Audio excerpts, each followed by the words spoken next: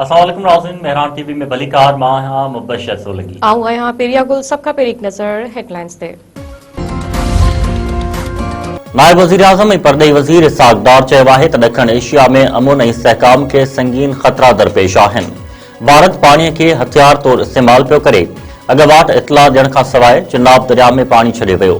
सिंध तास मुआहिदे खे कमज़ोर करण जी कोशिश कई पई वञे। भारतीय कदम सां पाकिस्तान जी ग़िज़ाई सलामती खे ख़तरो आहे। इस्लामाबाद में परॾेही सफ़ीरनि खे ख़िताब कंदे इसहाक़ डार वधीक चयो आहे त पाकिस्तान वाज़े करे चुको आहे त पाणी रोकण या उन जो रुख मोड़णु जंग जहिड़ो कदम सम्झियो वेंदो। भारत जा कदम आलमी कानून ऐं वयाना कन्वेंशन जी भञकड़ी आहिनि। पाकिस्तान मामिलो गॾियल क़ौमुनि में पिणु उथारे चुको आहे। गॾियल क़ौमुनि जे ख़ुसूसी माहिरनि पाक भारत जंग में पाकिस्तान जे मौक़िफ़ ऐं बयानीअ जी हिमायत करे छॾी। माहिरनि पारां भारत जे हिक तरफ़नि क़दमनि ते सख़्तु एतिराज़। जारी कयल रिपोर्ट में चयो वियो आहे त पाकिस्तान पहलगाम हमले में मुलविस हुजण जी तरतीब ऐं गैर जानिबदार जांच जो मुतालबो कयो। 7 मई ते भारत ऑपरेशन सिंदूर में पाकिस्तान जी हदुनि अंदरि ताक़त जो इस्तेमाल कयो। उहो अमल गॾियल क़ौमुनि जे चार्टर जे ख़िलाफ़ आहे। रिपोर्ट में वधीक चयो वियो आहे त का बि धुर हिक तरफ़ो सिंध तास मुआहिदे खे मुअत्तल नथी करे सघे। पाकिस्तान तरफ़ां मुआहिदे जी कंहिं बि शिक जी भञकड़ी ज़ाहिर न आहे थी।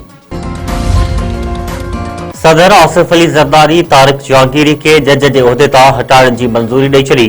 वज़ीर आज़म जे मशवरे ते अदालती फ़ैसिले जी रोशनी में सदर पारां तारिक जहांगीरी खे ई नोटिफाई करण जी मंज़ूरी। Islamabad high court degree case में तारिक जहांगीरी खे नाअहल करार ॾींदे उहिदे तां हटाइण जो हुकुम ॾिनो हो। वफ़ाक़ी काबीना जी इक़्तिसादी राब्ता कमेटी जो नाणे वारे वज़ीर जी सदारत हेठि इजलास।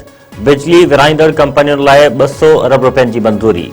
लापता माण्हुनि जे 945 ख़ानदाननि जी माली मदद लाइ 4 अरब 77 करोड़ रुपया मंज़ूर।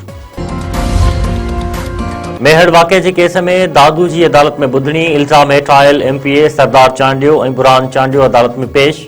फरियादी परवेज़ चांडियो ऐं उमेर बाब चांडियो बि क्रिमिनल ट्रायल कोर्ट में पहुची विया। केस में ॿिन्ही धुरियुनि जा वकील पंहिंजा दलील ॾींदा। उडेरो लाल जो नौजवान औरताने आवाज़ ते हिकची अख़बार धाड़ेलनि वीडियो वायरल करे छॾी।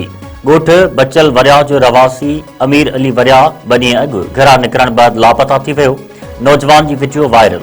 वारसनि खे भुंग भरे धाड़ेलनि जे चंबे मां आज़ाद कराइण जी अपील। वारसनि जो चवणु आहे त धाड़ेलनि मुख़्फ़ी जी बाज़ियाबी लाइ 50 लख रुपया भुंग तलब कयो आहे। नोटिस वठी नौजवान खे जल्द बाज़ियाब कराए वञे।